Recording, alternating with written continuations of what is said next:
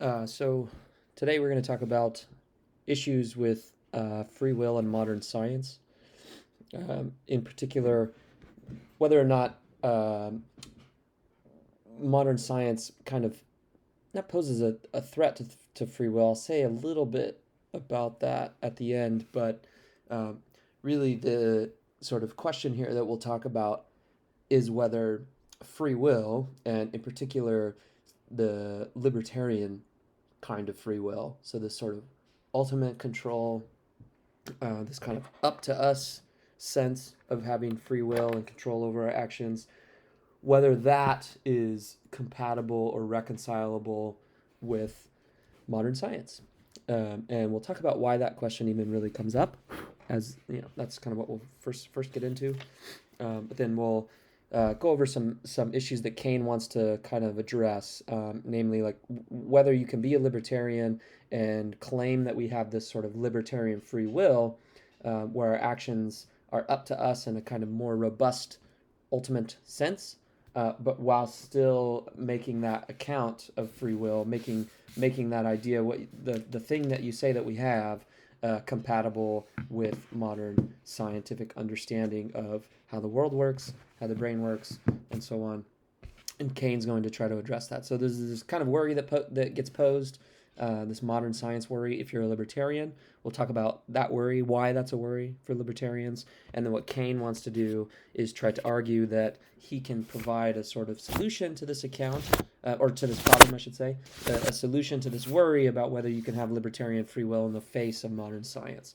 And he wants to try to give an account of that, and then we'll talk about a few worries with his proposed solution. Okay, so all right. So the way we'll start with this question of like why we might have to worry about modern science. And so I want to start by noting that. Oops, sorry. I'm trying to get this in a little bit more. Uh, Noting why compatibilists don't really have to worry. That's the first point. Okay, so compatibilists, it seems like they don't really have to worry about modern science, at least not in the same way. Okay, obviously they have to worry about certain things with modern science. They want their view to be empirically informed and compatible with what we know about the world, just as much as anybody else, right? Obviously. So, but that's not really the specific worry we're thinking about. The worry here is, can you make your view of free will, or rather, I should put it this way: the worry is your view of free will, does it pose some special worry for modern science? And compatibilists, so they already accept the idea that free will and moral responsibility is really just about being caused in the right way, right? And because on the compatibilist picture, whatever free will amounts to, right? Whatever we end up saying free will and moral responsibility is, and whatever free will and moral responsibility requires, in the sense of the type of control that you need to exercise and so on. On the compatibilist picture, remember, compatibilists say that free will and moral responsibility are consistent with determinism, are consistent with a world in which there's only one possible future, and where that future is determined, guaranteed, necessitated by the states of the world that came before it. So only one possible future is guaranteed at any moment, and compatibilists say, well, that's okay. We can still have free will and responsibility. So the reason that's important is because in that kind of picture, in that kind of a worldview, where you can have free will and responsibility even with determinism, you're already going to accept that agents, the people who are supposedly performing free and responsible actions, they're just kind of caught up. They're just caught up in this causal flow of the world in a really kind of different sense than libertarians. The compatibilist is not worried about having to get away from causation. They're not worried about being caused, right? What they care about is how our actions flow from us, right? How we cause our actions.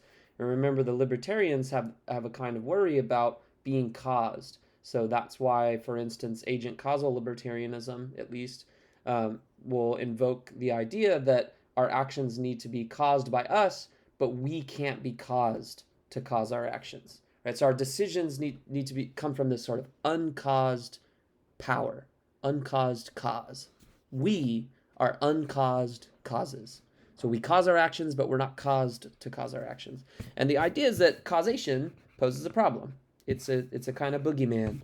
But compatibilists don't really have to worry about that, because all they care about, since they say we can already have free will and responsibility if determinism is true, then that kind of means, it's not really logically entailed, but the idea, though, it's just that there are agent causal theorists, or not very many, but I think Dana and Elkin is this way.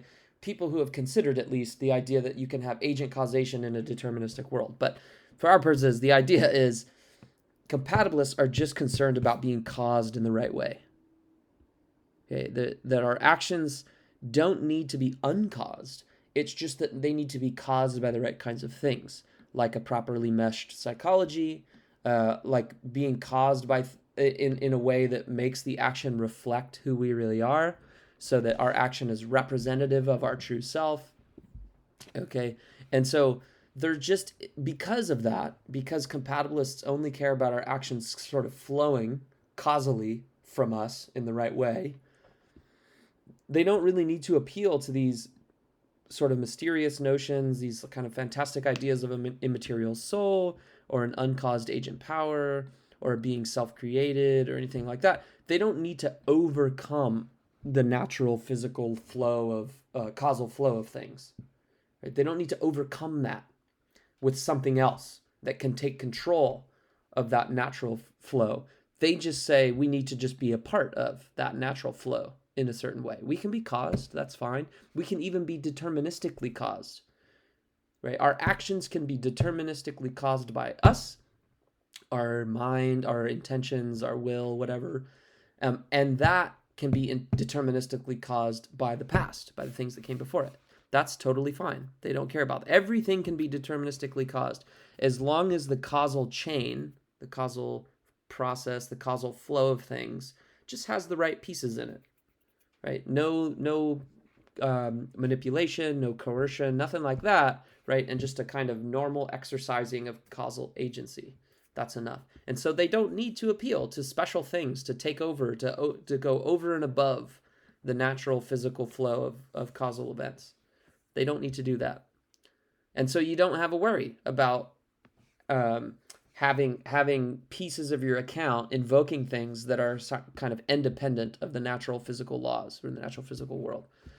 Libertarians, on the other hand, do need to worry about this, because if you remember the terminology from a couple weeks, or maybe even the last couple weeks, there's this idea of the extra factor strategy of libertarians. So once you introduce indeterminism, as we've seen, you get this kind of question, at least, this worry about luck, about chance, about your actions being simply the result of undetermined luckiness, lucky random events happening, right?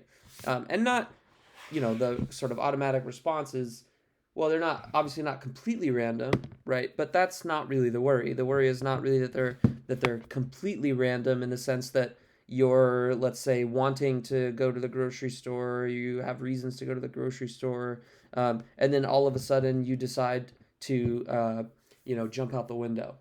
It's like, it's not, that's not the worry. The worry is not that kind of randomness. The worry is that because your action is undetermined in the sense that you could have been exactly the same, the past could have been exactly the same, yet you could have done something different, then we don't really have anything about you, anything about the events that led up to your decision, anything about the laws of nature, nothing about that stuff, the past, the laws, you, nothing about that stuff can really account for the difference between you doing A and in one possible situation and you doing not A in another possible situation, another possible future, right? The past, the laws of nature, and you, how you are right before the decision, can lead to two completely different decisions, outcomes, right?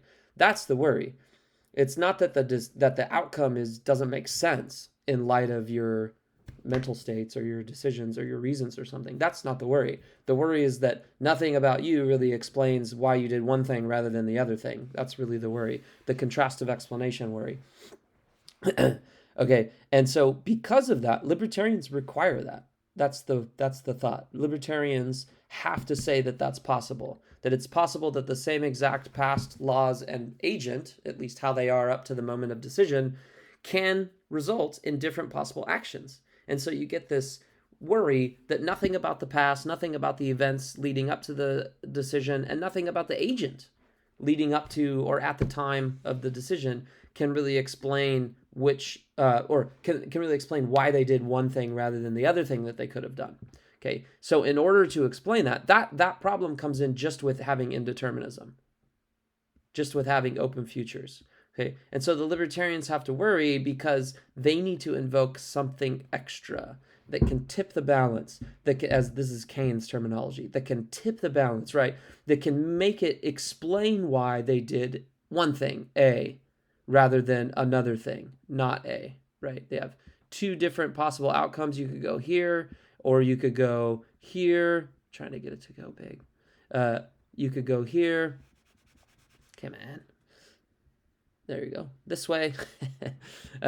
But nothing explains that because all of this stuff can be exactly the same. So we need to invoke something extra. Why did you go this way rather than this way? And we need something extra, right? Something over and above the natural flow of events because, right, everything could have been the same, but you could have acted differently, could have had a different future. So what do we need to explain that? Well, we need some like power that is untouched by the laws and the events that are happening, that's untouched by the natural causal flow of events, right? And this is where they say things like it's an uncaused agent power. That's because it needs to be independent of the natural flow of events, right? In order to explain why they did this thing rather than this thing in a sense that makes them free. Otherwise, it's just random that they ended up over here rather than here. Nothing can explain that unless you invoke something else that's independent of all this natural stuff like the past and the laws of nature and the agent's actual physical kind of states, right? We need something extra, right? But whatever is invoked because of this setup here, it's going to be independent of the natural elements, the natural physical elements of the event, the circumstances, the laws, and so on. And that is going to be, at least prima facie, or on its face, at first glance, it's going to seem unscientific, mysterious, right? Just think of like an immaterial soul. It just seems, at least at first, whatever people want to say about reconciling that with science, it just seems, at least intuitively, and perhaps even ultimately after we think about it, perhaps even conceptually, it just seems that that is going to be sort of not anti-scientific, it's just non-scientific, right? Mysterious. It's just mysterious if we think in the sense of not having a sort of natural empirical explanation, right? Where there's going to be some satisfaction questions, right, about the explanation for the immaterial soul or the agent causal power or whatever it is that's supposed to be independent of the natural physical flow of things. There's going to be some mystery there. How does that work? And you might remember the dovetail argument from Dirk Perboom, who says, agent causal powers are not incoherent. It's not like they're logically impossible. He thinks that, okay, I can understand what you're saying. Maybe there's a possible world in which we have that, but in our world, if we had that kind of a power, it seems like it would deviate from the laws of nature, from what the laws of nature predict, because apparently it's supposed to be independent from them, uncaused, right? Not touched by them. Well, then why do we see people acting in accordance with the laws of nature if they have this independent agent power that can act freely of the natural physical elements? We don't really see that, and so it seems like we don't have that, or else we would see that. But the point there is just that it seems like you invoke this extra thing and you can't really use the natural physical elements or aspects of the world to explain that thing. And so it becomes a kind of unscientific or non-scientific, I should say non-scientific here, non-scientific and kind of mysterious sort of thing, right? And that's just a kind of initial worry, all right? That's not an argument that there is no soul. That's not an argument that there is no agent power.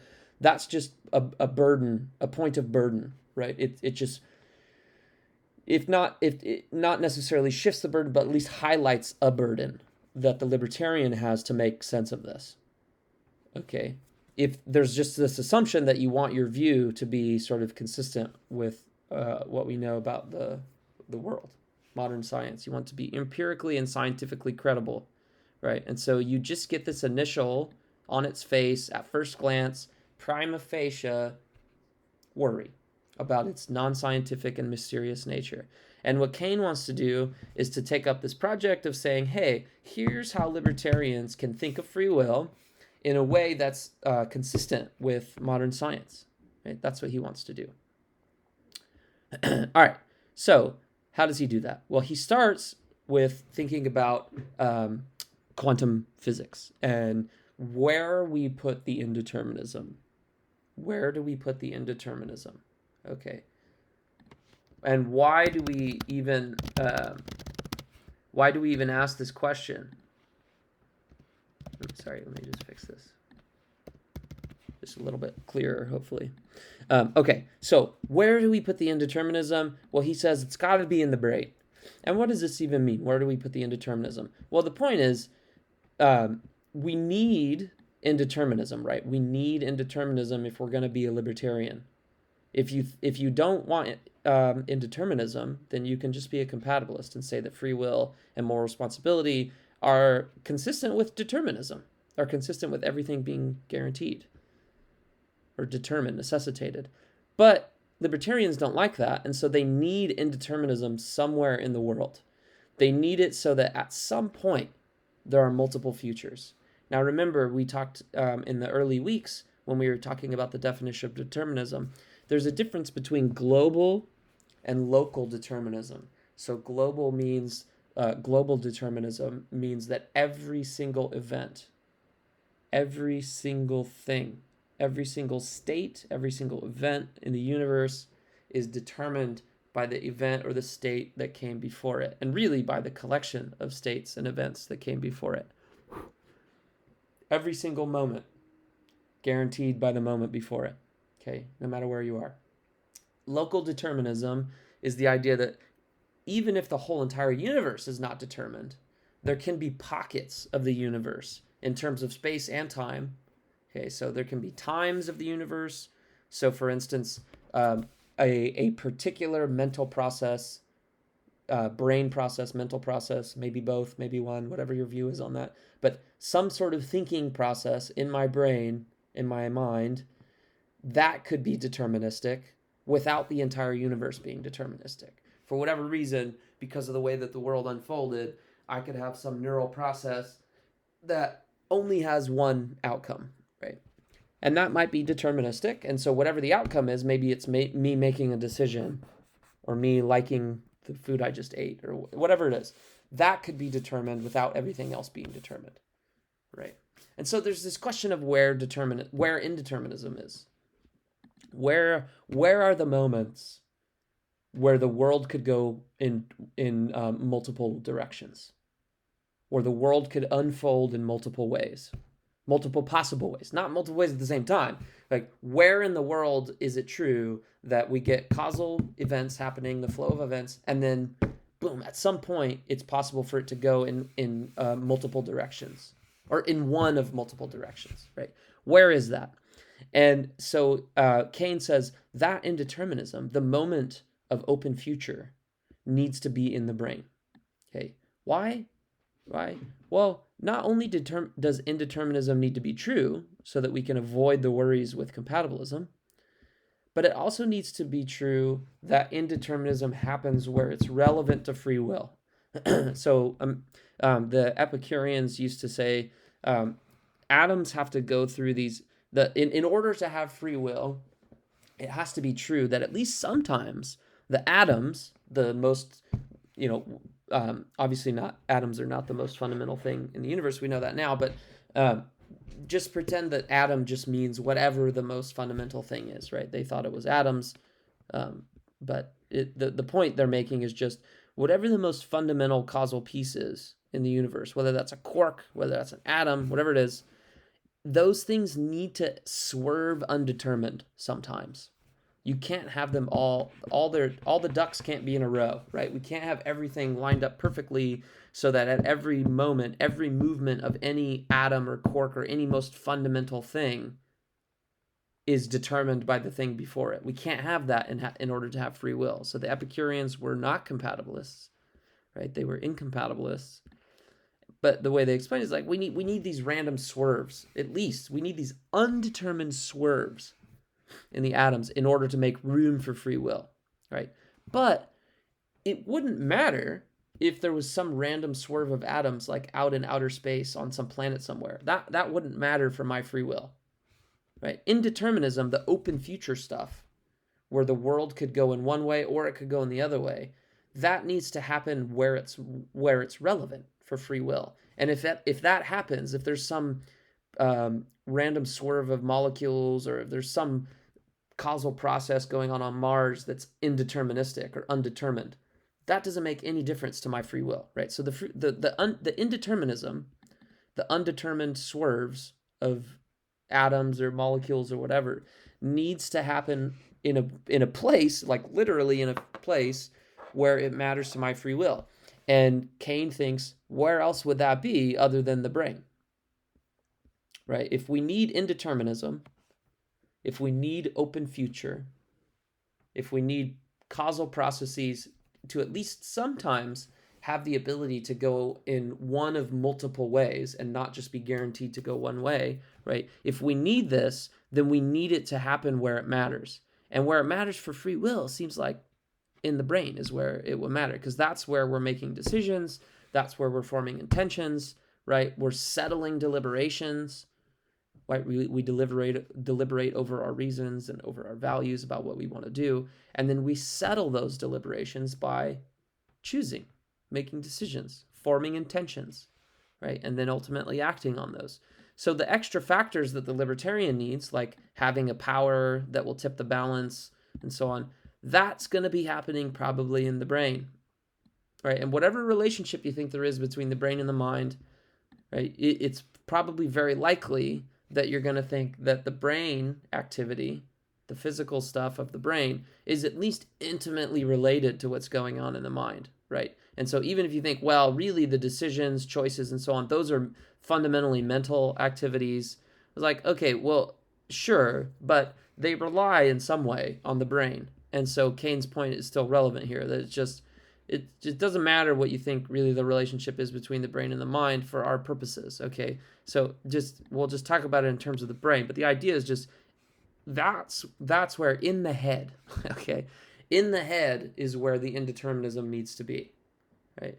That's where the possibility for doing different things, for choosing differently, for deciding differently, for intending differently, that's what's the kind of indeterminism that's going to matter for free will.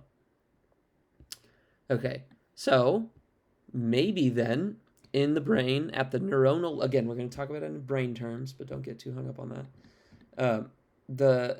At the neuronal level, neuronal processes, neurobiological processes, we might have some quantum indeterminism. So what's happening in the brain?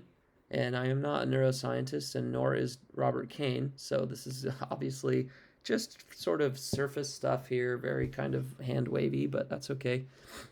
The brain, what's happening when we're thinking is the brain is engaging in a seriously complex process of neurons firing, talking to each other, sending information, right? Using chemicals, neurotransmitters, and you're probably familiar with these, like dopamine and serotonin and oxytocin. I think these are all I'm pretty sure, the first two anyways. These are neurotransmitters, which are just basically chemicals that are sent from one neuron, which is a brain cell, to another neuron. And think of it as like a lock and key system. So certain neurotransmitters have a certain, almost basically like a certain shape to them, with certain features and properties, to where they link up with other pieces, other like a keyhole in the other neurons, and when some neurotransmitters hook up with other neurons, that will send particular messages to turn off certain systems, to turn on certain systems, to keep certain systems on or off, right? So it's just this information exchange, and it's incredibly, incredibly complex. Right? And this is what's going on when we're thinking, believing, desiring, intending, deciding, and perceiving, and doing all kinds of things. Our brain is just constantly firing all these different neurons, so that all this information exchange, information processing can happen, can go from one area of the brain to the other, so that you can feel a certain thing and then interpret that feeling as something being in your immediate environment. And then your brain takes all of its history, its values, its desires, its understanding of what's going on in the world to decide what you ought to do about that, right? So if it's something is very hot, you feel that, that's information processing neurons. And then that tells you, oh, there's a hot thing I'm touching, right? And then you say, like, I don't want to burn. Your brain is kind of talking to itself like this, right? Pull hand away, and then more information sends to the nerves and tells your hand, arm muscles to pull back, and then it pulls back, and then your brain tells you, yes, that feels better. And it rewards itself for doing so. And all this happens in milliseconds, right? So very, very simple action, like accidentally touching something hot, realizing it, and immediately pulling your hand away, is just an incredibly complex process of neuronal firings. Okay, and so the point of that is just to say you have this really complex thing going on all the time in your brain, and there's this idea that sometimes, quantum physics tells us, well, sometimes at the really, really like subatomic level, so the level of like the parts that make up all these really, really tiny brain cells, like neurons and the things that make up the neurons and the little neurotransmitters that are being sent around, those are microscopic, right? Incredibly, incredibly tiny. And then the things that make them up, you might get these quantum indeterminacies, right? This quantum indeterminism where some of that process, some part of those really complicated neuron information exchanging processes might be indeterministic at the quantum level. So where it's just undetermined whether a certain chemical is going to go this way or that way, or whether a certain chemical is going to be released or not, or whether a certain chemical is going to be taken up by the next neuron or not, or whether whatever it is, like any part of this process might be completely undetermined at the quantum level. Excuse me. All right. Now, this would suggest, if that's true, right? And so maybe the point, again, is like, where is the indeterminism? It's probably in the brain, because that's where it matters for decisions and whether they're free. Well, maybe then the indeterminism is at this quantum level. So you have these really complicated neuronal processes going on, neurobiological processes going on when we're thinking, deciding, intending, deliberating. And then if you just add some quantum indeterminism, okay, then those processes, at least some of them or parts of them, because again, there's a bunch of processes going on at once that make up these really complicated neurobiological processes, they're going to have some quantum indeterminism. That means some of the talking to each other of the neurons will be uncertain. Whether a certain message is received, whether a certain message is sent, whether a certain piece of a message makes it or not, whether a certain piece of a message reads one way or another way, there might be uncertainty in some of that. Okay. And then if that's true, then this suggests that the way we think, the way we decide, the way we choose, that is going to be made up of these processes that are at some point, at some level, undetermined, right? And so maybe that's where we get room for free will, okay? Where we can, there's this possibility of shifting one way or the other that might ultimately lead to desiring one way or the other, or intending one way or the other, or ultimately deciding one way or the other. All because there's this little room, this little flicker of indeterminacy within the process underlying that decision, right? And it can kind of bubble up to the decision itself, making it possible to decide A or to decide not A, because you have this quantum indeterminacy, this room for freedom within the neurological processes underlying that decision. Okay, that's the idea, that maybe since we think it's pretty clear, pretty intuitive at least, that indeterminism needs to happen in the brain. Maybe the way in which indeterminism happens is by quantum indeterminism in our neurobiological processes. I should probably change this. I don't even know if neuronal is a word. It just seemed like one. I know this is a word. Okay, they're neurobiological processes. Okay. All right, but you might already be thinking, how does that even help? That's just random swerves of neurons or their components at this really, really fundamental level. How does that get us free will and responsibility? Right? And even if you thought maybe it could, Kane mentions that some determinists, like Ted Hondrick, for instance, will argue that it's not even gonna help if quantum indeterminacy is there, because quantum indeterminacy can't bubble up. And the human brain and body are really, really complex, as we just saw. You have like layers and layers of higher level and lower level stuff, right? And some determinists will say, look, quantum indeterminacy, even if you get it in these really complicated systems, it's going to be damped out, because in the sense that it can't bubble up. It's not going to bubble up to the molecular level, or the chemical level, right? Or the level of atoms, and the level of tissue, and then right? So, and then ultimately the level of decision making, higher order thought and decision making. So it's not clear that just the random swerves of neurons or their components is going to be enough. So then Kane says, well, maybe let's consider chaos theory, right, in order to kind of help out. So I'm sure you've probably heard of the butterfly effect, where a butterfly flaps its wings on, one side of the world, and then this causes a hurricane, ultimately through a long and complicated series of chain reactions, where a butterfly flaps its wings, it moves some air molecules, and then those hit some other air molecules, and so on and so on, and then maybe those start some other kind of process, right? Some, I'm trying to think of the word, some like weather related process. What the hell is the word?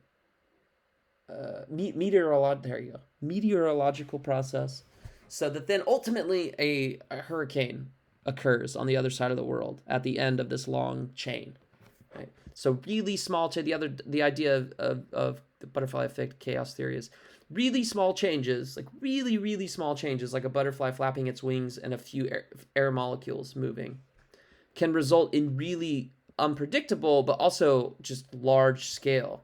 These unpredictable, but really like seemingly incredibly large scale processes in comparison to the kind of small change it was, can occur, right? At the level of behavior, again, like a butterfly flapping its wings causing a hurricane. Kane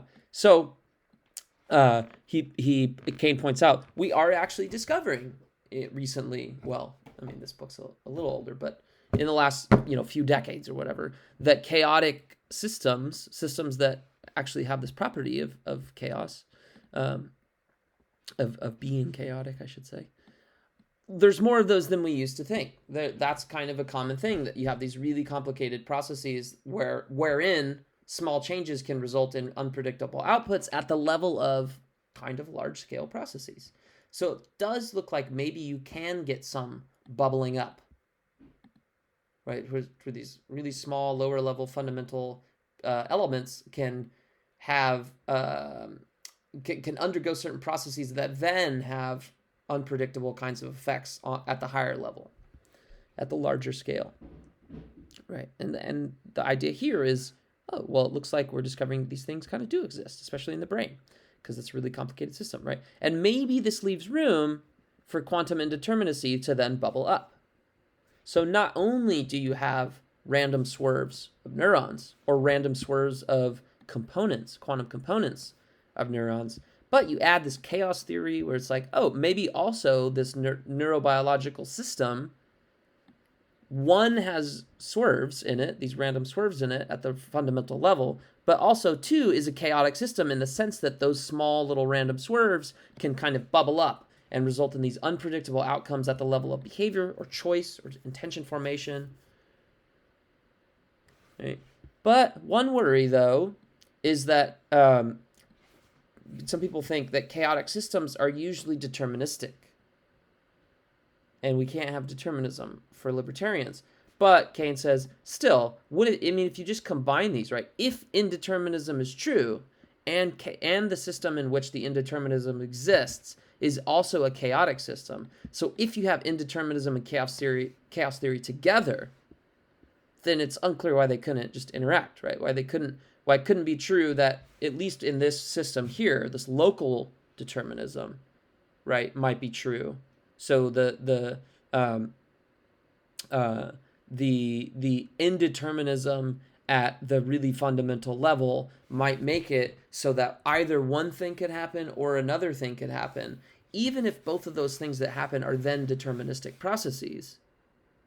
Right? That's not clear why that's a problem. As long as you get the chaotic kind of indeterminism to start them off, then you get this indeterministic swerve, and then even if you have some deterministic processes that result from that, you still get indeterminism, right? You still get this kind of room. That's what I'm looking for. There's room for free will, right? But then this worry comes back, right? It seems like even with that, you still get the same problem, that the randomness, these random indeterministic swerves are doing all the work. And then we might ask, what good is a butterfly effect on our choices if ultimately they're initiated by these random swerves? So you might think of like a kind of roulette wheel, this like randomizing indeterministic generator at the quantum level. So inside your head, and I couldn't really figure out how to get rid of this line, but this is supposed to be the same person, okay? Just a little bit later. So this person has a bunch of neurons going on in their brain, a bunch of neurobiological processes. Neurons are firing, right? And they're thinking, whatever. And then at some point, there's this quantum level indeterministic swerve, this random swerve to where it could result in one, I should have changed that, sorry, neurobiological process happening. You know, maybe there's a percentage, maybe not. Maybe it's completely undetermined. But let's say it's like 50% this is going to happen and 50% this other neurobiological process is going to happen. So at some point in your complex firings of your neurons, there's some random swerve that makes one of two things possible. That makes two things possible, right? You're going to undergo this process or this process. And of course it could be 5, 10, 20, doesn't matter.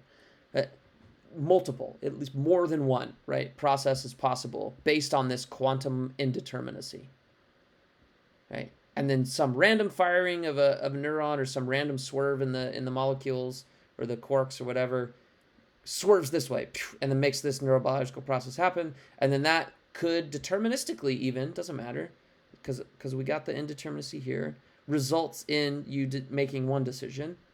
But if the random swerve would have went this way, this neurobiological process would have happened, and then you would have made this decision.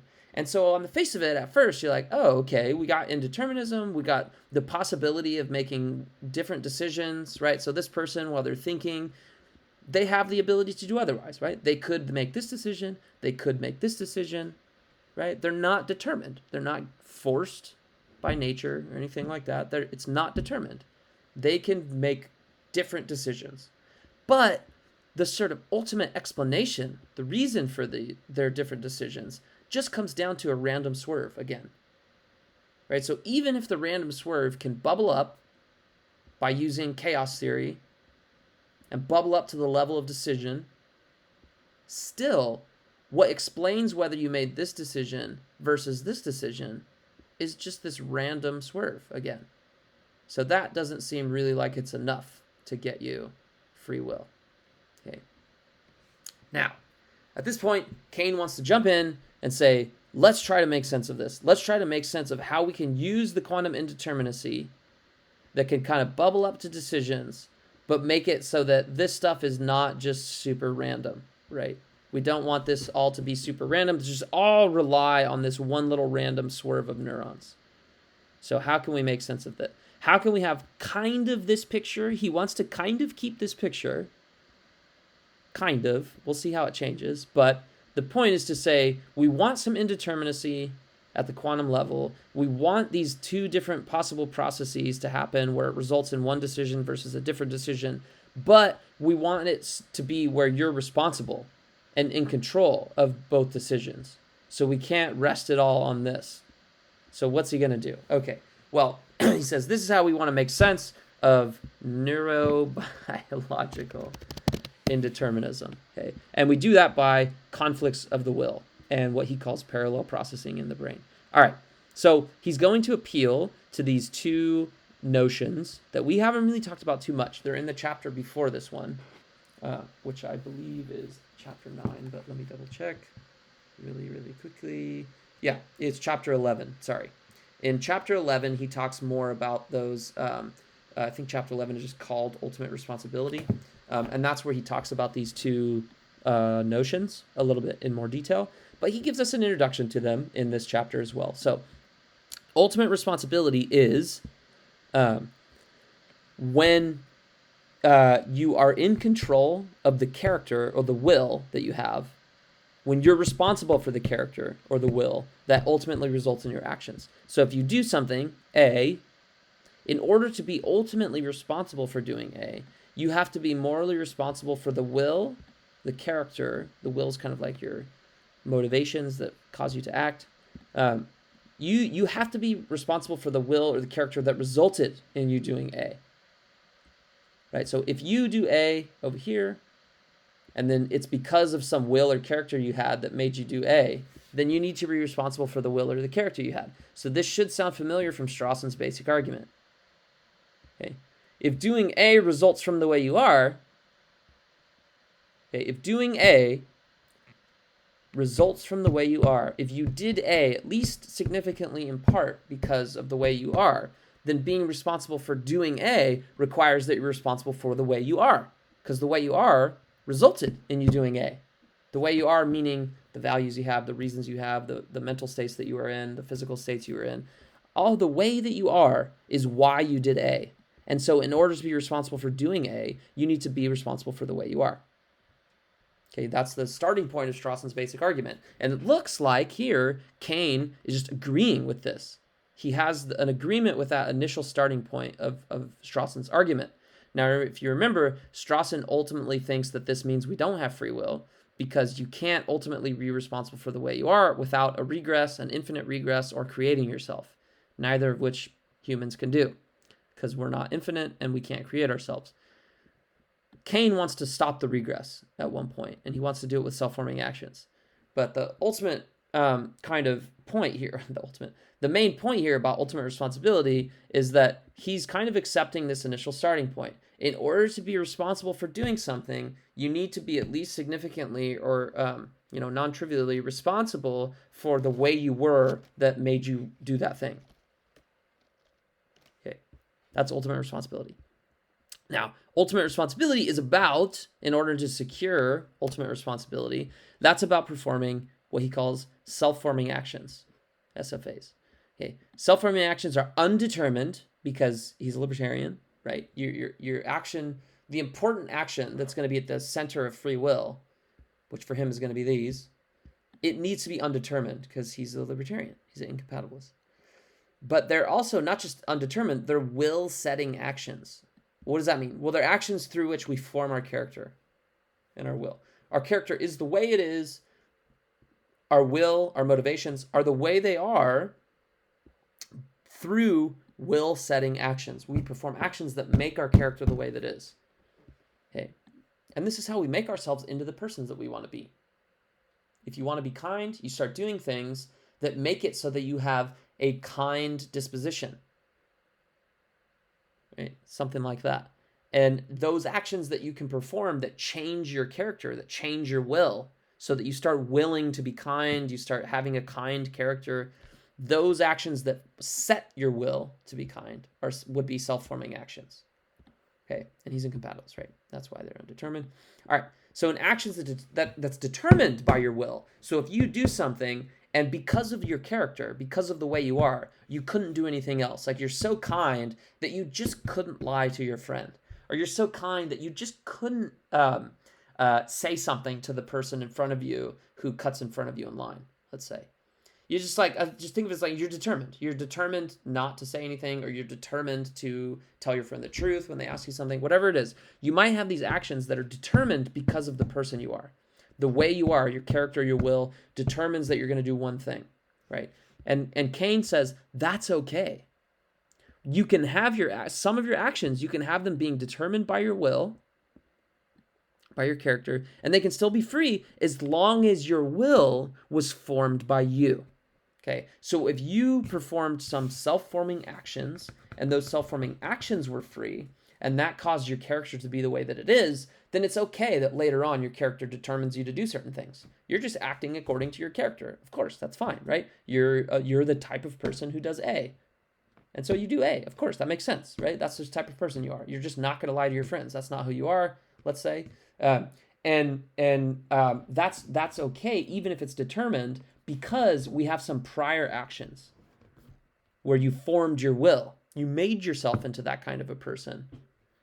Okay, so the point here is just, it's okay to have some of your actions be determined by your character, as long as your character was ultimately formed by you through some previous self-forming, will-determining actions.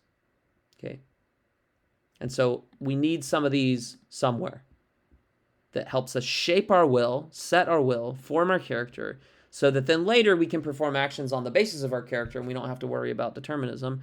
All we need to worry about is getting some of these self-forming actions in there somewhere. Okay, where do we get them? Well, Kane says self-forming actions typically occur when we have these conflicts of will. And really these deep conflicts of will. Not like, should I wear a red shirt or a blue shirt? Maybe that could do it, I guess, but probably not. I mean, that's not going to be like a character-setting decision, right? You don't really think of people being like blue shirt-wearing people or red. I mean, maybe in some areas I'm realizing now, but excuse me. Ultimately, the kinds of the conflicts of will are going to be things like moral versus prudential decisions. Should I do the right thing, or should I do this sort of self-interested thing that is best for me given my sort of practical goals right now, right? Am I going to do the thing that's in line with my short-term interests, like satisfying my desire for eating cheesecake right now, or something that's in line with my long-term interests, like keeping my health and fitness goals, right? Am I going to do something that's aversive, something that I don't like let's say, I don't know, if you don't really like being social or going out or something, you're like, oh, I don't want to go out to the concert because that's going to make me really anxious, and I'm going to be kind of nervous, and I feel like I might not have a good time, whatever. So it's aversive, but at the same time you might think, yeah, but I also like want to put myself out there. I want to hang out with my friends more. I want to try to go out more and be more social. But staying home is non-aversive, right? You're like, oh gosh, staying home is like so much more comfortable. It's familiar. And it doesn't have to be a social thing. Just an example. The point is just, you can also have these discrepancies, these conflicts of will, where you want to do two different things, where one is like, you want to do something for whatever more, maybe it comes back to short and long-term goals, but it doesn't have to. But something you want to do, but it's aversive. You're kind of reluctant to do it for whatever reason. But you still want to do it for different reasons, right? But you also have this other thing that's non-aversive, and so obviously you're more willing to do it, because non-aversive meaning it's something you want to do. It doesn't feel bad. Maybe it feels comfortable, familiar. It's easy to do, but you don't necessarily want to take the easy way out. So the point is just, you have these conflicts where you're trying to settle a decision between yourself, right? This competition of decision between yourself. Right? Competing desires, competing values, competing interests. This happens to us all the time. And again, sometimes it's not that important, like when we're deciding what shoes to wear or whatever. But sometimes it is important. Right? And we kind of come back to this chaos, quantum, and determinacy stuff And we say, like, look, when we have these conflicts of will, we can interpret this as sort of physical indeterminacy in the brain, right? Our brains, we have these kind of competitive processes going on in our brains that are sort of stirring up this chaos.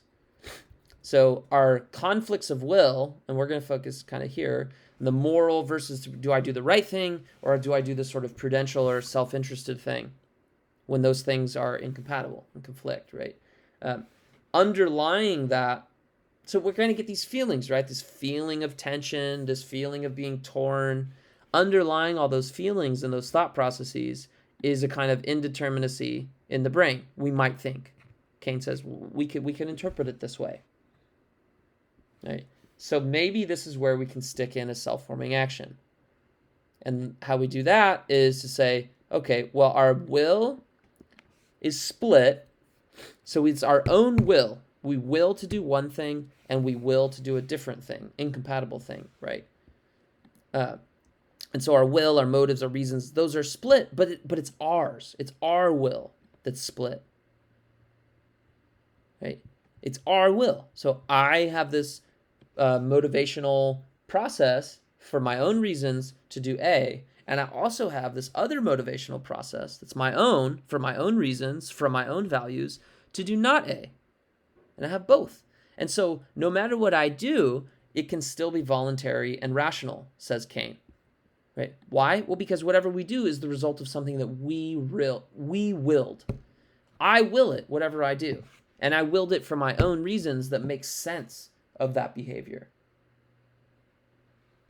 Right? So basically what he wants to say is we're kind of making an effort to do both things at once. We're like trying to make both decisions. And that's the indeterminacy, that's the kind of chaos that's going on at the level of the brain, is us trying to make two inconsistent decisions at once. That's kind of like what we're doing. It's like, I want to make this decision, and you're almost like trying to, because you're thinking about the things that motivate that decision, that are the reasons you have for making that decision, and it's kind of making you want to do it, and you're thinking about doing. You're almost trying to make that decision. It's like an effort. You're kind of talking yourself into doing it. At the same time, at the very same time, though, you're talking yourself into doing this other thing that you also have reasons to do, right? And so you're kind of making an effort in two directions. And so when you perform a self-forming action, when you make this will-setting decision that will make it set your will to be either more prudential, or more moral or more prudential, you make one of those reasons, sets of reasons, prevail. Right? So you have, again, these kind of competing directions. I want to do the moral thing, but I also want to do the self-interested thing. And you have reasons for both. And we'll see an example in just a second. And then when you make the decision, what you're doing is you make one set of reasons, let's say the moral reasons, you make them prevail. How do you do that? By making the moral decision. And the fact Kane worries about indeterminism for a second, it's like, well, you might think, well, it's indeterminate though. It's undetermined whether you'll do the moral or the prudential thing. And he says, yeah, but indeterminism itself can't undermine free will. Just the simple fact that your decision was undetermined is not enough to undermine free will. It's just about being connected to your reasons and your will. So for instance, imagine, he says, an assassin who is aiming to kill a prime minister, but because of some indeterministic process in his brain or in his trigger finger, right, and the nerves going to his finger, it was possible that it messed up. It was possible that he random neuron or some random molecule swerved or fired or whatever in one direction, and it made it so that it was possible that he missed or misfired, or maybe even didn't even end up pulling the trigger, right? That was possible. But that random swerve didn't happen, right? And so he just kind of, the process unfolds normally, he pulls the trigger, kills the prime minister, and Kane says, he's not like excused because of that. He still did it, right? And just because the process was undetermined doesn't mean he didn't do it, doesn't mean he's not responsible. Why? Well, because basically he accomplished what he was trying to do.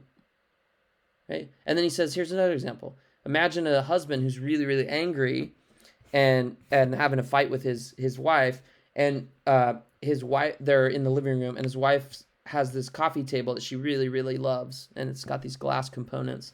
And because the husband is so angry and he's kind of just being a little bit blinded by his anger in the moment, slams his hands down on the table with the intention of breaking it because he's so mad at his wife that he wants to break the table that she loves.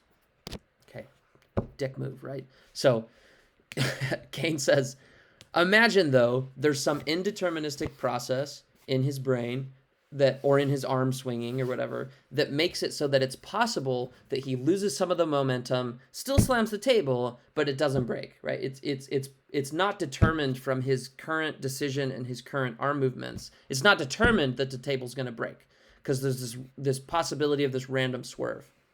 But let's say the random swerve goes in the breaking direction and he does end up breaking the table. Well, he's not going to be able to say, oh, well, I'm not responsible. It wasn't really me who broke the table because it was undetermined. This random swerve could have made it so that I slammed the table but didn't break it. Therefore, it was just chance that it broke. And so it's not up to me. So Kane thinks that's a terrible excuse. He's still responsible, even though it was undetermined. Right? And then there's another one. We don't have to do another example, but indeterministically solving a math problem. The point here is just adding indeterminism itself, Kane says, doesn't undermine free will and responsibility. Right? We need to also know whether or not the action was connected to their reasons, was connected to their will in the right way. So let's look at his example, his kind of famous example of the businesswoman who's deciding whether to stop an armed robbery that she sees. So she's walking to work, she kind of passes by an alley, and she looks down and she sees this armed robbery going on, armed mugging down the alley, and she's compelled to help. Not compelled, she's not irresistibly compelled, but she's motivated, she's moved to help because she has some good moral motivations. She sees a lot of moral reason to help, and she really does want to. Okay, and so in the background of all these neural processes, you have this motivation here, this neurobiological process where her reasons, her values that are in tune to the moral stuff are kind of pushing along this process and trying to like make her decide to perform the moral action, which is intervene in the mugging.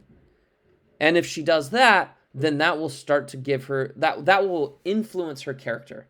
It will help develop a more moral character if she makes this decision. But at the same time, she also knows that she's late for a meeting, a really important meeting. Okay, a really, really important meeting for her. And let's say she has some reason to doubt whether this person is going to be harmed.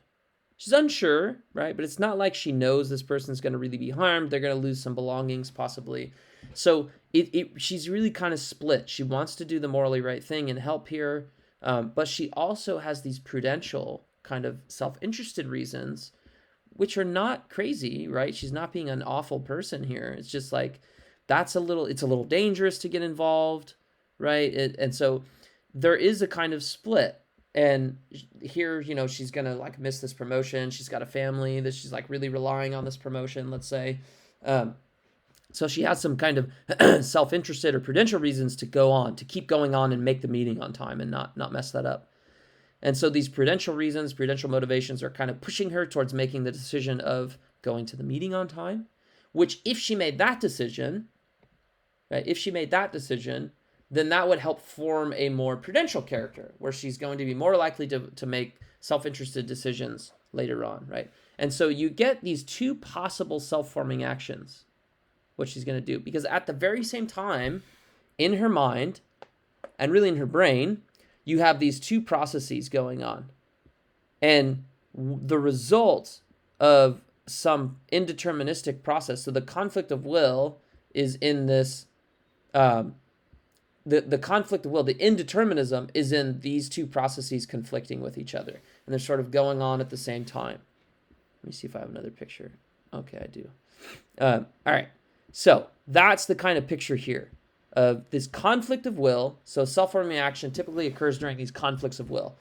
For instance, having moral motivations conflict with our own prudential motivations.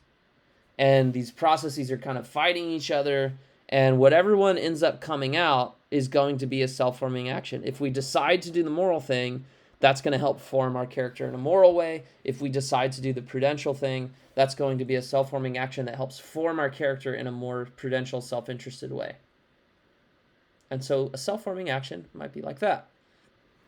Now, the indeterminism in here, this is where Kane thinks he has a kind of a little bit of a help for the indeterministic stuff. So remember, the quantum indeterminacy and chaos theory stuff was introduced because we wanted to try to make room for free will, but the problem was it was about this quantum indeterminacy, that we don't have any control over this, where the roulette wheel stops, right? And so then the decisions seem kind of random because it's just about this random swerve of neurons. But if you start thinking about it this way, where the indeterminacy is not some random swerve of neurons, but the indeterminacy is about our own two processes, mental processes, sort of fighting against each other.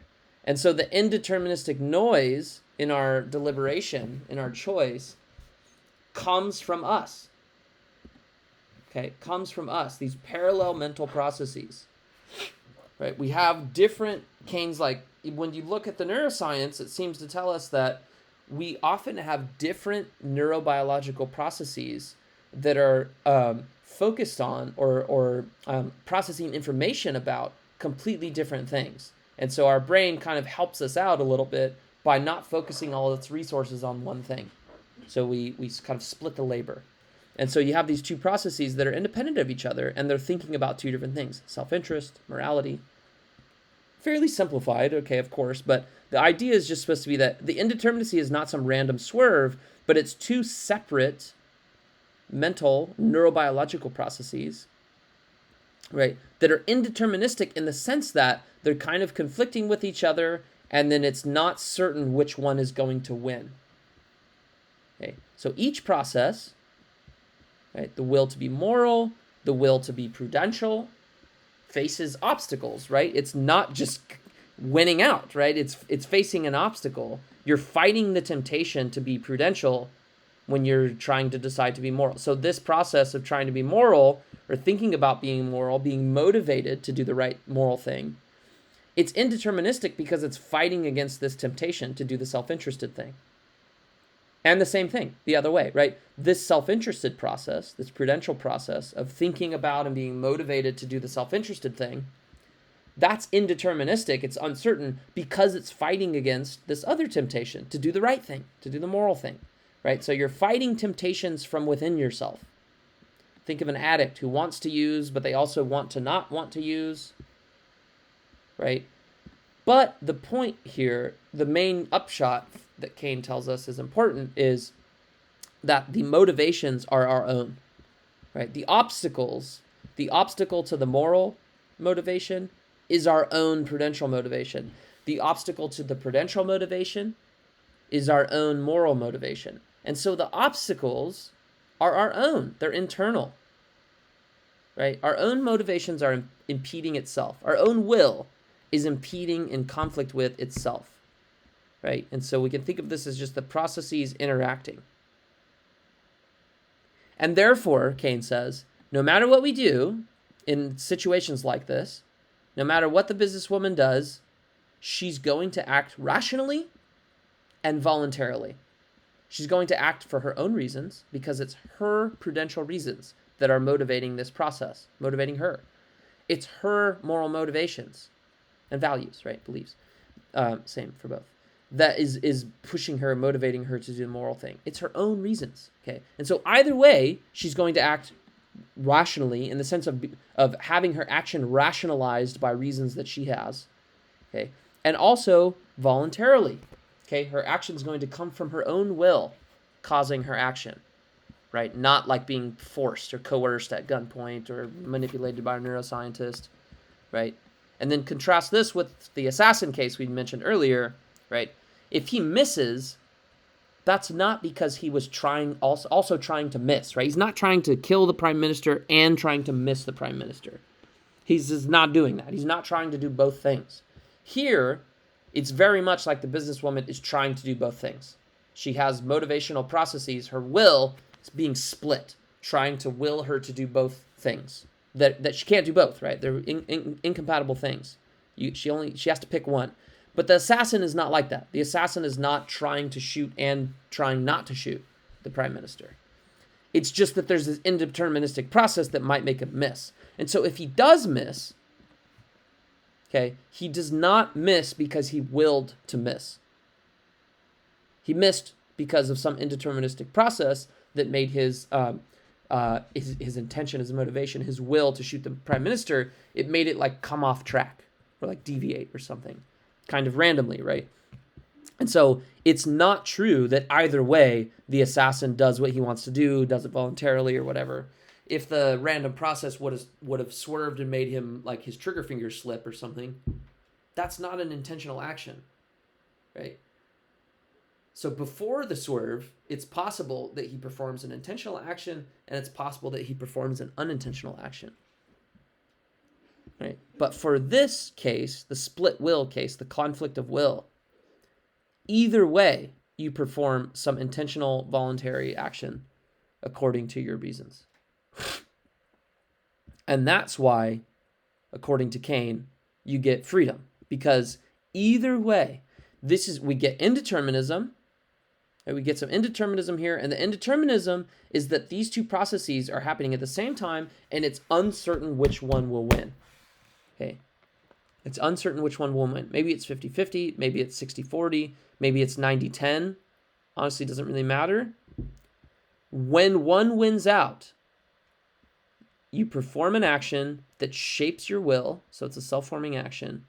And that decision that you do, it's in making the decision to help the mugging, or it's in making the decision to go on to your meeting.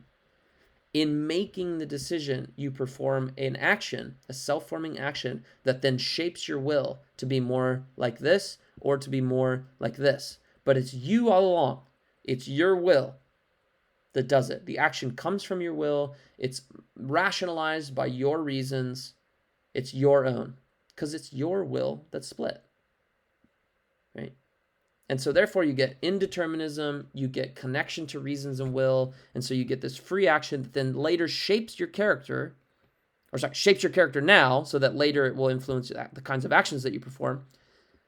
And that's how you get freedom, according to Kane. That's how you get freedom in, free will in, that is in a way that's consistent with modern science, because neuroscience tells us that we have these parallel processes that are going on, and you don't have to have some crazy agent causal power, some immaterial soul. You just need some of your neurobiological processes and mental processes to be in conflict in this way, where it's your own motivations and reasons that are conflicting on either side.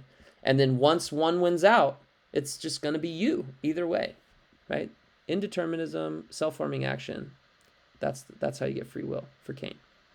All right, now let's look at a couple worries, and then we'll be done. All right, so a couple objections.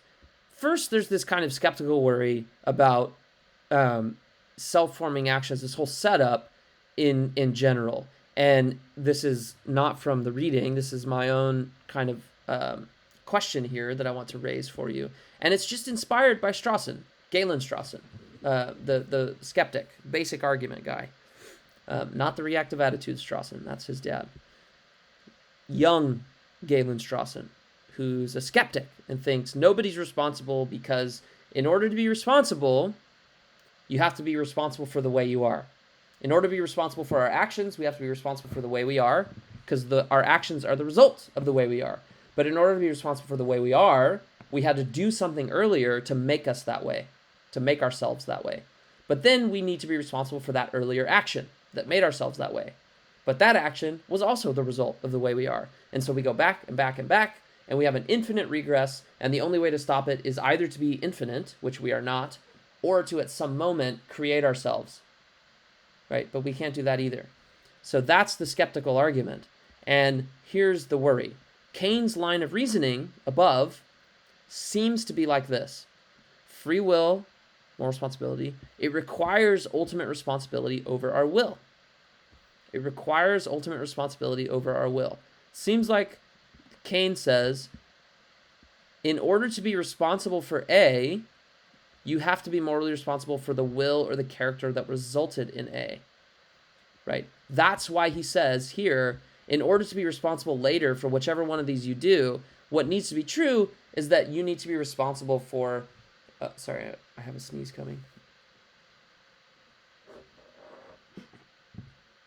Okay, it went away. Sorry. Sorry. In order to be responsible for performing certain actions, we have to be responsible for the will or the character that made us perform those actions. And in order to be responsible for our will or character, we need to have these self-forming actions. These split moments, at least sometimes, there has to be some moment in our lives where our will was split and then we made some decision based on our own motivations and reasons and will to go one way or the other. And that helps form our character and our will into being either like more moral or more prudential or whatever else. And that's how we get it. But if that's true, if that's true, then it seems like Kane says, well, in order to be responsible for stuff, we need to be ultimately responsible for our own will, for making our will the way it is. And that, in order to do that, that's just done by these self-performing actions and these conflicts of will. Okay, so it seems to me like he endorses the basic intuition of the basic argument. If A results from how we are, then moral responsibility for A requires moral responsibility for how we are. It seems like he's endorsing that.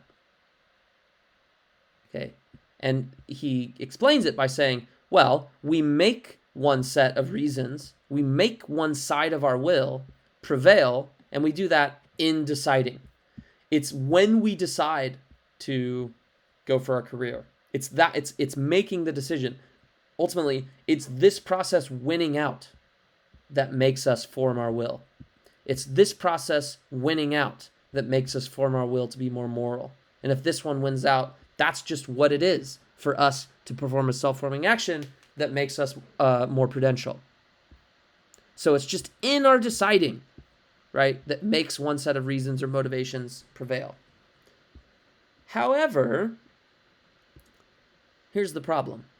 If self-forming actions are just our will, causing changes to our will, I don't see how else to understand this. This is our will that's split, and if it's a self-forming action, as Kane says it is, then that's an action that shapes our will to be one way or the other, right? To be this way or to be this way. But what is shaping our will? Well, our split will, right? Of course, our split motivations, that's what's doing it. But we can grant that both sides of our split wills are our own, right? In a certain sense, they stem from our own motivations, our own reasons, right? We can even grant that we make one prevail, right? In the sense that nobody else is forcing us, you don't have a neuroscientist, so we make our prudential motivations prevail by our prudential motivations just winning out. I mean, it's us, right? It's our brain process, our mental process, so I guess in a certain sense, it makes sense to say we made that one win out, because this whole process here is kind of an effort. It's kind of us putting in some effort, thinking about our reasons, being motivated. It's kind of putting some effort towards this decision, and this process just kind of is the effort towards this decision, right? So whatever one wins out, it seems like it is kind of us doing it. However, here's the problem. Why don't we have to be responsible for both sides of our will, right? We can say they're our own in a certain sense, but are they our own in this sense? So let's look at this. Here's an action, doing A, and Kane says, well, doing something can be caused by our will. That's fine. It can even be deterministically caused by our will. So S is will. I will to do A. That causes us to do A, and Kane does not even care if this is deterministic. He's like, I don't care. That can be determined. That's fine with me. It's fine if my character, my will, determines me to do things. As long as my will that's determining me was shaped by me, was shaped by a self-forming action. That's what makes my will my own. As long as it's my own will that's causing me to do that. How does my will become my own will? How does it get to be my own will? Well, by a self-forming action. By having our split will, so I have one part of my will says, do A-like things, and one part of my will says, don't do A-like things, do B-like things, or whatever. And you have these two wills. This is supposed to be just like this, right? Our split will, motivations to do completely different things, but there are motivations, our reasons, our values, right? It's our mental process fighting with our own other mental process. That's just this, simplified. Same thing, simplified. And then you have some self-forming action when one of those wins out. So let's say the will one, or side one of your will moves out, wins out, and performs a self-forming action that shapes your will into being the kind of person who does A, or A-like things, right? And so it's this process here, this self-forming action, this thing winning out and shaping your will, that makes your will your own. And that's why he doesn't care if your will even deterministically causes you to do stuff, as long as it's your own, as long as it was formed by some self-forming action, by your competing will winning out in a certain way. Now, the problem is this whole picture here seems to accept Strawson's intuition that, look, in order to be responsible for your actions, you need to be responsible for the way you are, your will that caused your actions. But in order to be responsible for the way you are, you had to have some other action before then, some self-forming action that helped make you that way, shaped your will, right? Beautiful. He accepts Strawson's intuition. He shows kind of how we can do that. The only problem is we can just do this very same thing back here. We can just shift this back and say, okay, well, in order to be responsible for shaping your will, seems like you need to be responsible for the way you are, right? That resulted in you shaping your will in that way. Because Kane says, if this side would have won out down here, it still would have been you. Still would have been a self-forming action, right? And so no matter which one wins, right, it's going to be you because it's your will. But the question is, how is this your will? We don't know how this was formed. Why is your will split in the way that it is? Why do you think there's reasons to do A? Why do you have values to do A? Why do you think there's reasons to do not A? Why do you have values to do not A? Why is your will split this way? He just assumes that it's your will, right? That's not really, he doesn't explain how the split will comes about and is your will, right? Why doesn't this will need to be your own in the same way, by having some prior action where you made it that way?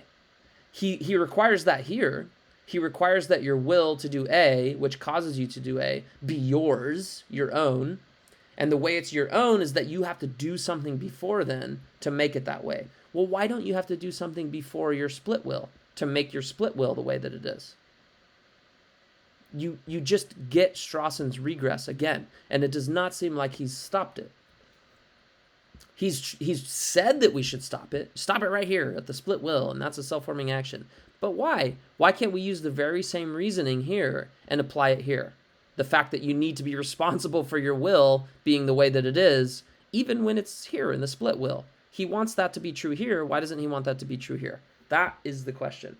What makes your split will your own? That's unexplained. Okay. Why do we have the two split wills we do? Why are those reasons for us? It's unclear why the regress should just stop at the split will. That seems arbitrary. Okay. He says things like, well, we make one side prevail. Okay, well, that's either trivially true.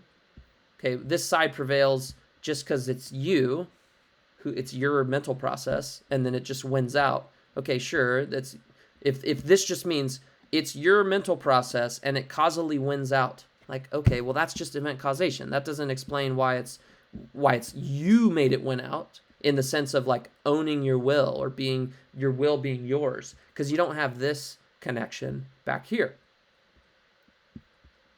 So it seems trivial, or he's sneaking in some agent causation.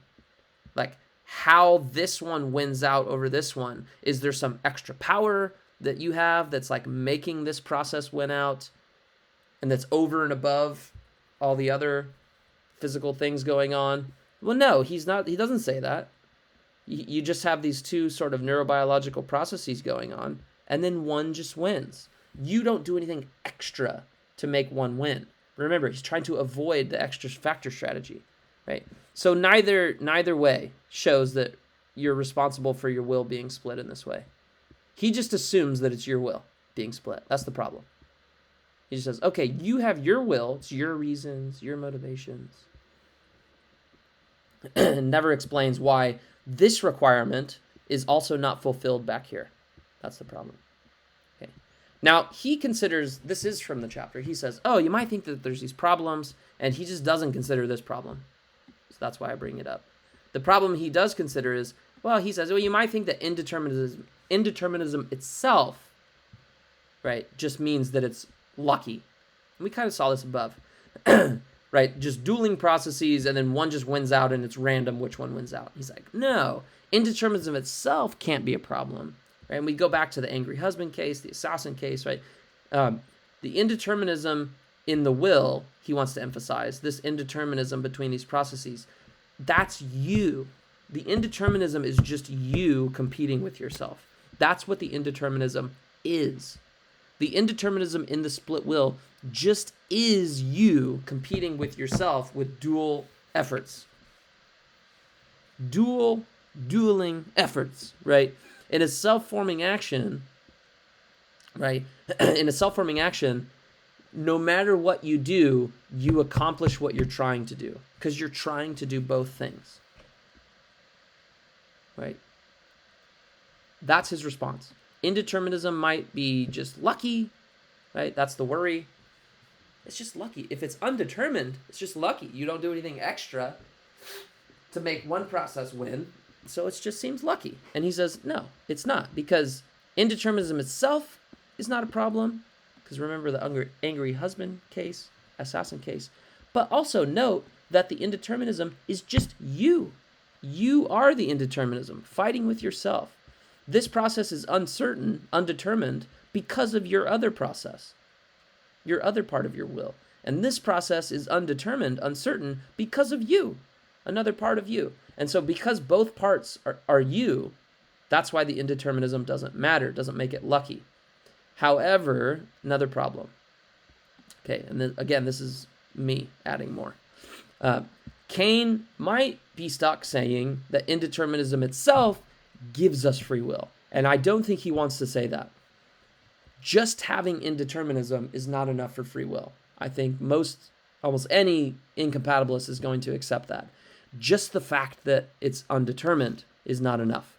Okay, but it seems like Kane might have to say that. So, the last objection, the one above, right, this one, this objection where you have this regress problem, we can keep asking why the will is yours and if you did anything before that to make the will your own. That problem suggests that there's a regress, right? If you have to be morally responsible for your will being how it is, why don't you have to be morally responsible for your split will being how it is before the self-forming action, right? So you get this regress problem, and if you did something beforehand here to make your split will the way that it is, then we want to know why your will was that way, why you did that thing. So we get the regress problem still. And it seems like to avoid this problem, Kane has to say, look, all that matters is your self-forming action was caused by reasons and motivations that are your own. And that seems to be what he does say in the chapter.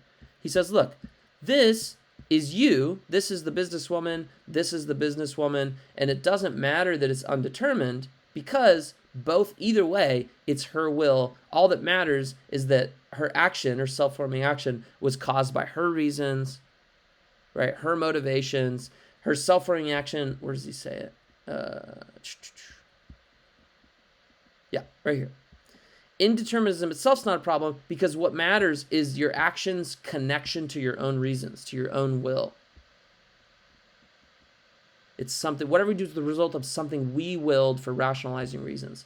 So the reason that this is okay is because no matter what happens, well, the reason it's your action and indeterminism doesn't make it sort of random. The reason it's still explainable by you is because both sets of reasons are yours. And so no matter what happens, the action is going to be caused by your reasons, your motivation, your will. Okay, because it's your split will. Now, why is that a problem? Because compatibilists can say that. Right? If he says, look, all that matters is that the relevant action, the self-forming action or the decision, whatever you're doing, it's caused by reasons and motivations that are your own. Right? You're not compelled, you're not coerced. Compatibilists can say that. That's exactly what compatibilists do say, right? Why does, the reasons responsiveness view, the mesh views, why do they think that the person is responsible and free when they act? Because their action was caused by the right kinds of reasons, the right kinds of mental states, the right kinds of psychology of the person. That seems like what Kane is saying. It's just about your action being caused by your own will, your own reasons, your own motivations in the right way, right? But that's what compatibilists say. And therefore, the only response Kane can give, it seems like, in order to not be a compatibilist or to say why compatibilists are wrong and he's right, is because indeterminism is true. Because you have two processes that might win, right? There's more than one process. It's not determined that you're going to do the green process. It's not determined that you're going to do the blue process. They're fighting each other, and it's undetermined which one will win. But his point is, when one does win, what matters is that action, the decision, was caused by your own motivation, your own will. Well, that's exactly what the compatibilist says. It's just that they only have determined processes, right? They think it's fine if there's just one process determining you. As long as it's your motivations and your will and your reasons that cause it, that's enough. So the only difference here between Kane's view and the compatibilist view, it seems, is that he has undetermined processes. He has multiple processes. He has indeterminism. And so it seems like he has to end up saying that indeterminism itself is what grounds free will and responsibility. Because he does not think that compatibilists have freedom and responsibility on their view. He doesn't think the compatibilist view gets you free will and responsibility. But this is what the compatibilists basically are saying. Right? And so what then gets you freedom and responsibility on Kane's view? What seems like indeterminism itself is what's doing the work. And that is a problem, I think, because I don't think Kane wants to say that. It suggests a little bit at the end that he does, right? It seems to say like, well, okay, indeterminism itself matters because we have to have the option to choose what we want to do. I might say like, we have to have this ability to make different decisions. And so it seems like, I don't think he's really trying to say indeterminism itself matters, but it sounds that way. And right, you have indeterminism in order to get these different options. Indeterminism, he says, might hinder control to some extent, but in the self-forming action, the indeterminism is your own, right? It's not an external indeterminism. It's internal indeterminism. And that's why indeterminism in the self-forming actions is not problematic, because both sides of the indeterminism are your own, right? And it's our choice that settles it. You have this competition between your will that requires indeterminism, and then ultimately you just choose one thing. You choose to help in the mugging case, or you choose to go on to your meeting. And whatever you choose, right, it's going to be the cause of your will, one side of your will at least, right? And that settles it. And that's why he thinks, and maybe indeterminism is just really important, but ultimately he kind of gives it away here, right? It's about the settling. It's about the settling of indeterminism. It's about you deciding ultimately to do A after the competition, or you deciding to do not A after the competition between these wills, or the competition between your parts of your will, right? It's about ultimately deciding, and then that decision being caused by a process that's yours, with your reasons, with your motivations. But again, the compatibilists can say that. It's just that they don't have two indeterministic processes. They just have one deterministic process, right? And so it seems like in the end, what really does matter on his view is just indeterminism by itself. And that seems like a problem. Okay. Also, here's just the last final question. Perfectly decisive agents who don't have any conflict of will. So imagine someone it's a thought experiment, it's hypothetical, but it seems possible that there's somebody who never has any conflict of will. They just always know what they want to do. They're not going to be able to be free on Kane's account because you need self-forming actions, and self-forming actions require conflict of will. And you might think that's a problem too. Why couldn't perfectly decisive agents be free? Okay, let's wrap up a little bit. So here's some things to keep in mind, to consider, to ask yourself. Why do libertarians but not compatibilists have to worry about modern science, right? How does accepting the fact that we just need to be caused in the right way, how does that help compatibilists not have to worry about this? So think about that. How does the extra factor strategy that Kane mentions at the beginning, how does that give a burden on the libertarians to try to reconcile modern science? And that's just the first section that we talked about. What's the role of quantum mechanics in chaos theory? Okay, you don't have to go into the details here. You don't need to be an expert on this stuff, not even close, right? It's just the idea is like, look, you have indeterminism at a really, really low fundamental level, okay? And how is that supposed to help? First of all, why do we need indeterminism? You should be able to answer that question. Why do we need indeterminism for the libertarian in the system? Okay, and what does it mean? What is Keynes trying to say when he says, look, maybe there's quantum indeterminism in the brain? What's he talking about? What's he trying to do? And what does it mean to say, does the indeterminism bubble up to choices? Okay, what's the kind of added thing with chaos theory? These are just really general questions about the explanations given above in that quantum mechanics section. And again, it's not like we're doing quantum physics here. We're just taking indeterminism at a particular fundamental level and asking, why do we need indeterminism, first of all? Where does it need to go? Why in the brain? And what does that even mean? And this is the stuff about the neurons or parts of the neurons doing random swerves and whether or not they can bubble up to choices. So try to explain that to a friend. You should be able to explain that. How is chaos theory a little different? And really the main thing to think about here is, what's the problem? Why isn't this enough? Why isn't just putting quantum indeterminism or chaos theory in the brain enough? And then go to Kane's solution. Understand his ideas. What is ultimate responsibility? And in particular,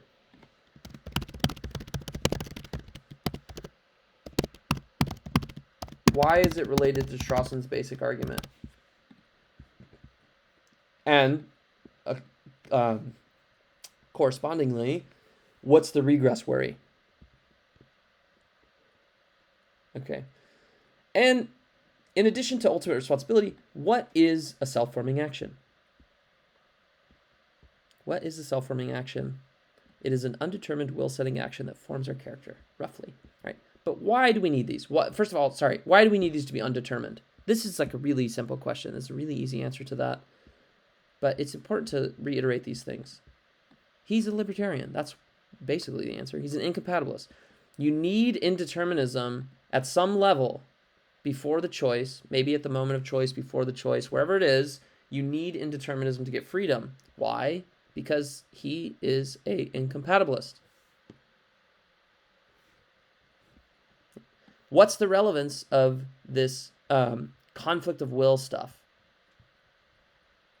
Why is it relevant that indeterminism, the self-forming action, happened during a conflict of will? Right? Hint, it's because both sides are our own. How are both sides our own? Why does he say that both sides of the split will are our own? It's about connection to our reasons, our motivations. And then what does it mean when he says, either way we choose, when we're in a conflict of will, we can act voluntarily, hint, he means from our own will and motivations, causally, and rationally. Our action can be rationalized by our own reasons. And then check out some of the worries, review the worries here. One of them is about the regress. So we have to form our wills in order for our actions that result from our will to be free. But apparently he thinks we don't have to form the split sides of our will, or at least he doesn't say anything about that. And then another worry is indeterminism seems to be doing a lot of the work. Just indeterminism by itself, right? And he says indeterminism itself doesn't entail chance, but is it indeterminism itself supposed to provide the answer? Doesn't seem like it should, but it looks like it has to. Looks like that's the only difference between Kane and a compatibilist, is that he has undetermined processes. But is indeterminism itself enough to give you free will? And think about maybe what Kane might say in response to those. All right, that wraps up today. Thanks.